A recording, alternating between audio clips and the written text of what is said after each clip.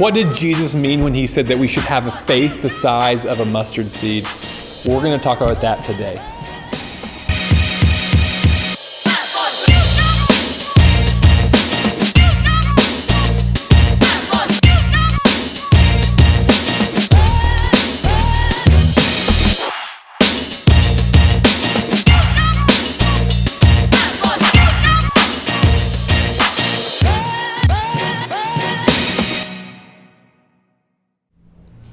Hey, my name is Ethan, and I'm so thrilled that you are checking this video out. Today we're talking about faith. Actually, this entire series we've been talking about faith. This series called The Great Adventure. And in this series, and just in life, we believe that faith is a really great adventure. Actually, like maybe the greatest adventure you can ever go on. Like maybe you've been to some great, beautiful places. You've gone on some great trips, had some great experiences. But we believe, and if you've been walking a faith journey for a while, you may have found out that faith in Jesus is a great, great adventure. It's bigger than any trip you could take, better than any experience you could have, more fulfilling than any adventure you can plan. Now, maybe for you, maybe for all of us, faith can be a little bit complicated. Maybe when you hear the word faith, you cringe a little bit. Maybe because of your past,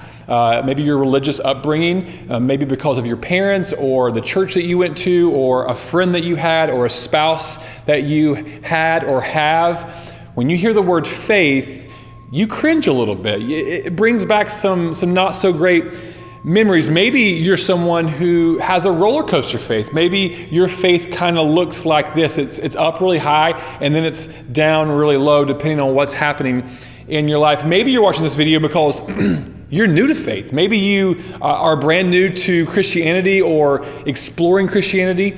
Maybe for you, you've been faithful for years. You're watching this and you're like, I've been going to church and following Jesus for years and years and years. Or maybe you're sitting here watching and you're thinking, I have zero faith in God or Jesus or the Bible.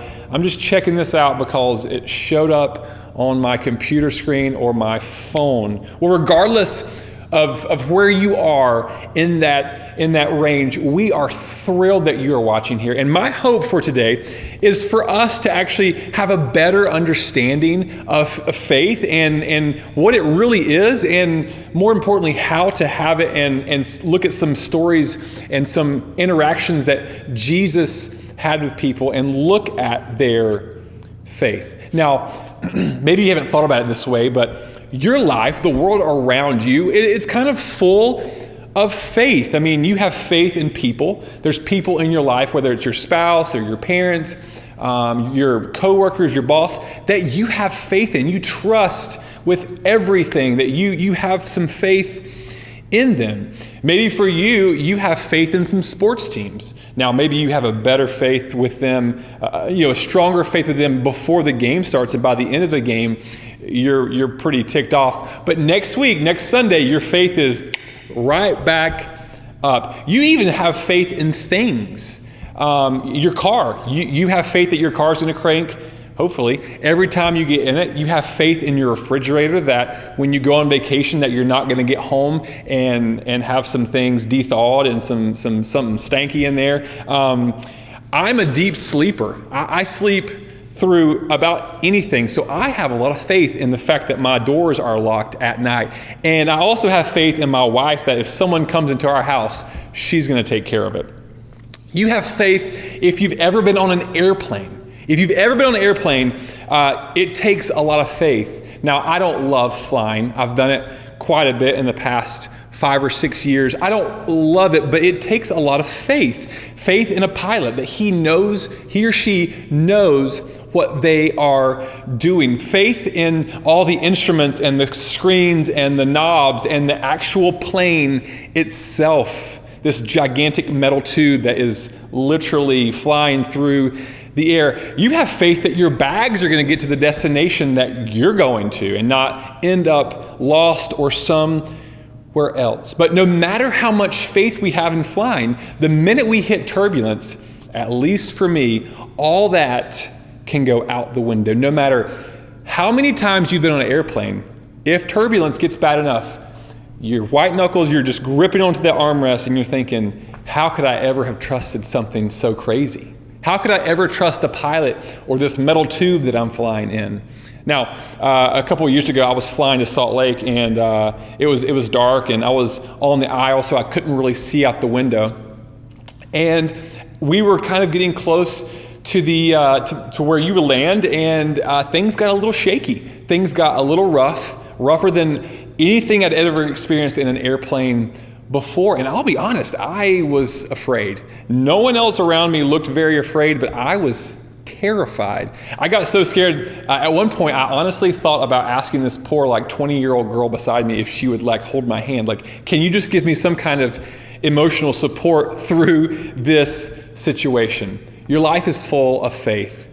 Not necessarily just in God, but you have faith in a lot of things. And regardless of where you are right now in your faith in God or Jesus or the Bible, I think it's important to look at 3 instances, 3 stories that we find in the New Testament, 3 interactions and conversations that Jesus has with 3 very, very, very different groups of people. We see an interaction with a man and Jesus in Matthew 8. It says this: when he had entered Capernaum, a centurion came forward to him, appealing to him, "Lord, my servant is lying paralyzed at home, suffering terribly." And he said to him, "I will come and heal him." But the centurion replied, "Lord, I am not worthy to have you come under my roof, but only say the word, and my servant will be healed. For I too am a man under authority, with soldiers under me. And I say to one, 'Go,' and he goes. And to another, 'Come,' and he comes. And to my servant, 'Do this,' and he does it." When Jesus heard this, he marveled. Jesus marveled and said to those who followed him, "Truly I tell you, with no one in Israel have I found such faith." We see Jesus marveled at this man's faith. The man says, "Just say the word. You don't even have to come to my house," which we could talk about why, the centurion wouldn't want a Jewish person into their home. It would be very strange and break a lot of customs. But he said, "Don't even worry about coming to my house, because you are powerful enough to say the word and heal my servant." This man had great faith. But just a little bit after that, and a few chapters later in Matthew, we see another instance of faith. And it's with the people, the men who actually followed Jesus and Jesus spent most of his time with, which I would assume, and maybe you would assume, that those men would be the most faithful of anyone. I mean, if you were actually hanging out with Jesus, wouldn't you be the most faithful person you know? But this is what happens. It says this in Matthew 8, verses 23 through 27. "And when he got into the boat, his disciples followed him. And behold, there arose a great storm on the sea, so that the boat was being swamped by the waves. But he was asleep." He, being Jesus, was asleep. "And they went and woke him, saying, 'Save us, Lord. We are perishing. We're dying, Lord. Save us, save us, save us.' And he said to them, 'Why are you afraid? Why are you afraid, O you of little faith? You of little faith, why are you afraid?' Then he arose and rebuked the winds and the sea, and there was a great calm. And the men marveled," once again, people marveling, saying, "What sort of man is this, that even the winds and the sea obey him?" I mean, these men that followed Jesus around, they saw him do countless miracles. They saw him heal people. They saw him do all kinds of amazing things. And they still didn't have faith. They saw him have power over the physical world, over physical bodies, over the seen and the unseen. And they still seemed to doubt who Jesus was and what he was capable of doing. Do you relate to that? Because I know I do. I know I do. Do you have a string of stories that you look back on and you think, yeah, I believe that was God working in and around me. That was God working in me and God working around me. But for some reason, in the midst of a storm, you question, everything. Does he really love me? Does he really have the best for me? Can he really save me from this? Does he really want to save me from this? We begin to question, regardless of what's happened, regardless of what has been promised, we question. Like the disciples, we question.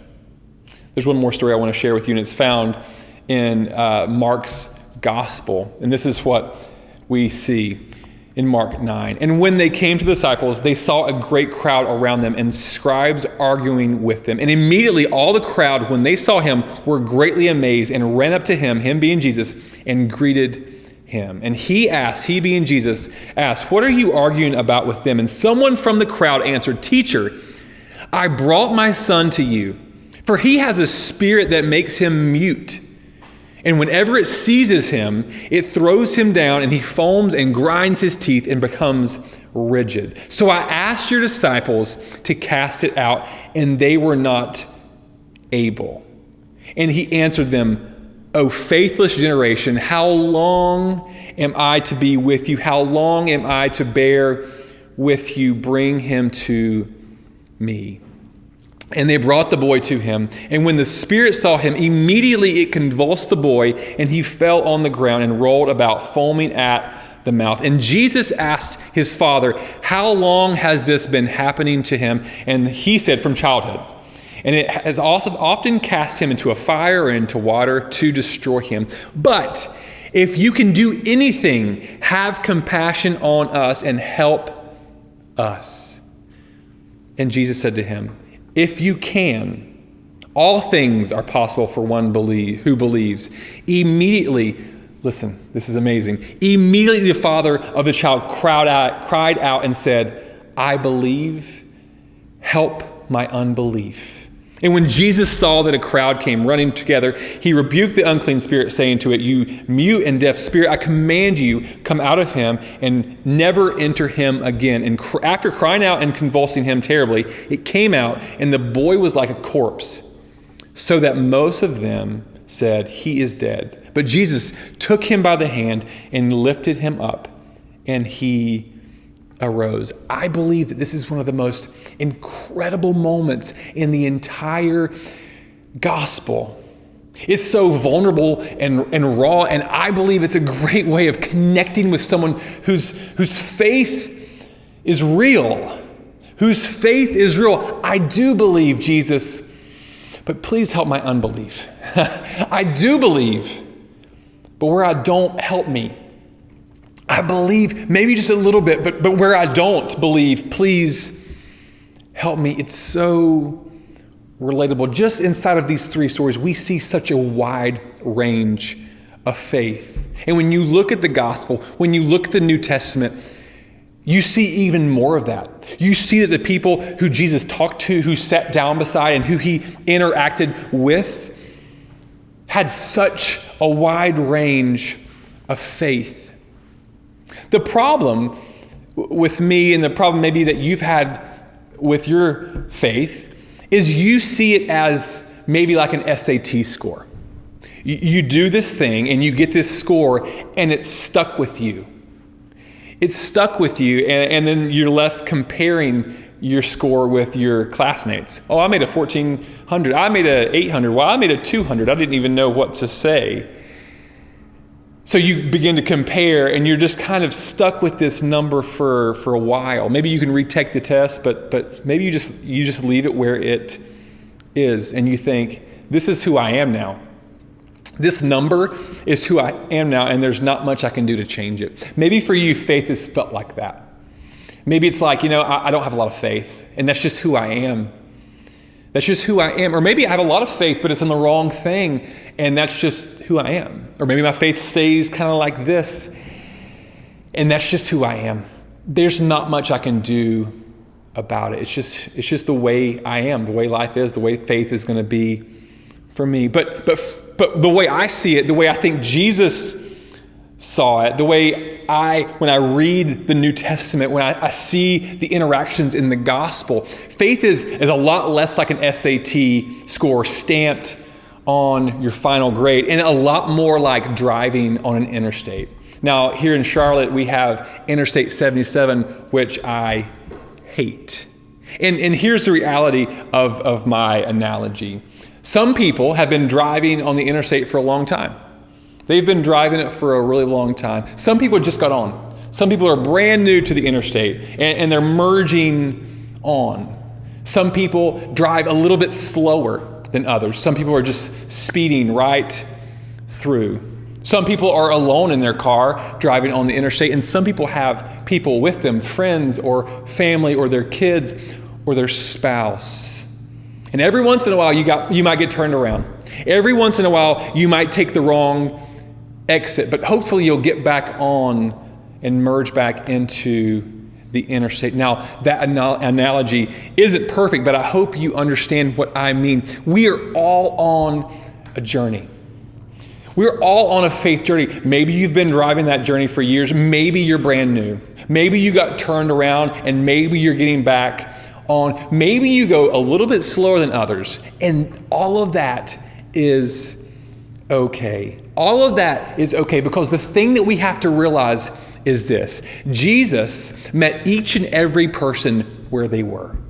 He met each and every person in these three interactions, in every interaction that he had. He meets you and he meets me exactly where we are. Some of us have really great, mature faith, and some of us have very small, baby faith. But Jesus meets you where you are. Maybe you're saying today, I kind of believe Jesus helped my unbelief. I kind of believe, I don't really know, Jesus helped my unbelief. Now, in Mark's gospel, he records this conversation after the healing of the boy. There's a conversation that happens in Mark 17, and it says this: "Then the disciples came to Jesus in private and asked, 'Why couldn't we drive it out?'" It being the demon, it being the convulsions of this boy. Remember, they tried to heal this boy and they couldn't. And so they're asking Jesus, why couldn't we do it? What did we do wrong? What happened? And in verse 20, this is what Jesus says, and it's so encouraging to me. He says, "Because you have so little faith, truly I tell you, if you have faith as small as a mustard seed, you can say to this mountain, 'Move from here to there,' and it will move. Nothing will be impossible for you." You see, here I have a mustard seed. I'm kidding, I don't. But even if I did, it would be that small. I mean, it's so small that you probably couldn't even see it in this video. It's so tiny. And I don't know much about mustard seeds. I don't know much about mustard greens. The only kind of mustard I know about is the kind I put on my hot dog. But I did a little bit of research, and I did find out that a mustard seed can grow into a bush that is 20 feet, 30 feet in size. The reality is, a mustard seed has future. A mustard seed has potential. A mustard seed, no matter how small it is, can grow. I believe that Jesus says this about faith because it's something that starts so small that you can barely even see it. You can barely even hold it in your hand, but that thing has room to grow. That thing has room to grow, not overnight, not instantly, but to grow slowly over time with proper care and water and sunlight and nutrients. With those things, that little seed and can produce a gigantic bush that will produce and produce and produce. Faith is no different. Faith is no different. Faith isn't a 0 to 100 overnight. It's not instant. It's tiny, small, yet meaningful steps. It's a series of small yet meaningful steps that you can take right now. That you can take right now, regardless where you find yourself on that journey. Regardless where you find yourself on the interstate, you can get back on and keep driving. No matter the speed, no matter who you're with, You can keep going forward, growing with potential, with a future, taking small, meaningful steps toward Jesus. So what is your next step today on your faith journey? Because you've got one, I've got one. We all have one. Maybe you need to be informed. I mean, Christianity is not a blind faith, it's an informed one. So maybe you need to do some research. Maybe you need to read some articles. Maybe you need to open up the Gospels. Maybe you need to talk to a friend who you trust. Maybe you have a little bit of belief, but you're asking, God, help my unbelief. Maybe for today, you need to be informed. Maybe today, your next step is to actually take a step of faith. Maybe you're staring at a decision, a fork in the road, and you're like, I really don't know what to do. Sometimes we're not really sure of the outcome or what's going to happen, but I believe, and the Bible tells us that God wants you to trust Him in your decisions. That in your decision, actually, you can lean on Jesus and put your faith in Jesus, even though it's a little scary, even though you're not sure what's going to happen, even though, God, I believe, but help my unbelief. And in that decision, your faith can grow. Your faith can grow from a seed this small to something a little bit bigger. Not necessarily a 20-foot bush right now.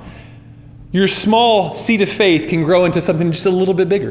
And then maybe the next day or the next week or maybe the next month or year, something just a little bit bigger. And then as you take steps, you get into community, you start coming to church, you start serving, you start tithing, you learn more about who Jesus was. You learn more about the character of God and what He says about you and what He did for you by sending Jesus to die on a cross. You begin to grow and you get sunlight and nutrients. And the soil around you is cultivated. And that little seed that was just a tiny little thing that you could barely hold in your hand just a few months ago, or just a year ago, or just 5 years ago, you look back and you think, wow, look where God has brought me. And when you look back, this is the amazing thing. When you look back at where God has brought you, even though life is not always perfect, you look back and see where God has brought you, that just makes your faith in Him grow even more. It makes your faith in Him grow even more. So wherever you find yourself in your faith journey, you have a next step to take. And we are here. Even if you've never met us, we are here in person, an email, phone call, text message to help you take your next step. I encourage you today, find your next step and take it. Will you pray with me? God, I thank you for sending Jesus to show us these interactions, to show us your character, to show us what your heart is like. God, while we were at our most selfish, self-centered self, you sent your Son out of your love to make a way for us. God, I know everyone hearing my voice right now could have an incredible range of faith, from none to faith for years. And God, I just pray that everyone who hears my voice would know that you are available to them, that they can grow, that they can have a future, that they have potential to have faith in you. Through your word, God, speak to them. Allow them to take a step. No matter how small that step may be, allow them to take a step today toward you, God. Thank you for loving us so much and so well. It's in your Son we pray. Amen. Peace, bring it all to peace. The storm surrounding me, let it break. At your name, still, call the sea to still, the rage in me to still, every wave. At your name, Jesus, Jesus. darkness tremble. Jesus, Jesus, you silence fear. Jesus, Jesus, you make the darkness tremble. Jesus, Jesus. Breathe, call these bones to live, call these lungs to sing once again. I will praise Jesus, Jesus, you make the darkness tremble. Jesus, Jesus, you silence fear.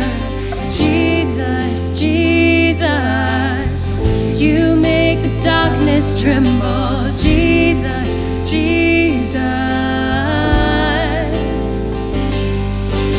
Jesus, Jesus, you make the darkness tremble. Jesus, Jesus, you silence fear.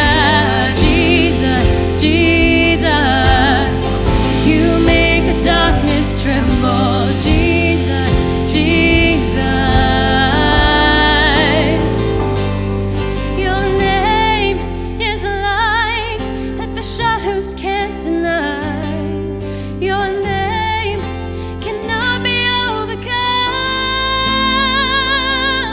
Your name is alive, forever lifted high.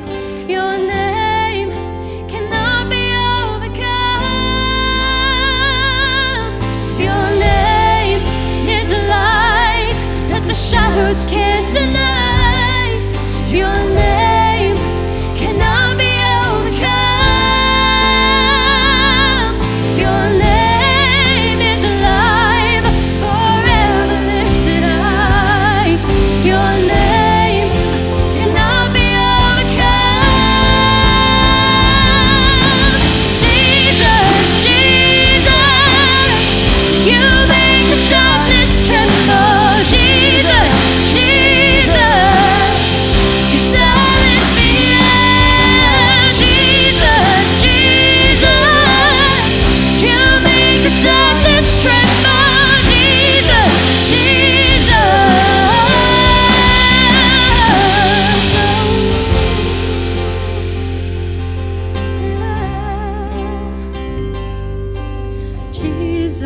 Jesus, Jesus, Jesus.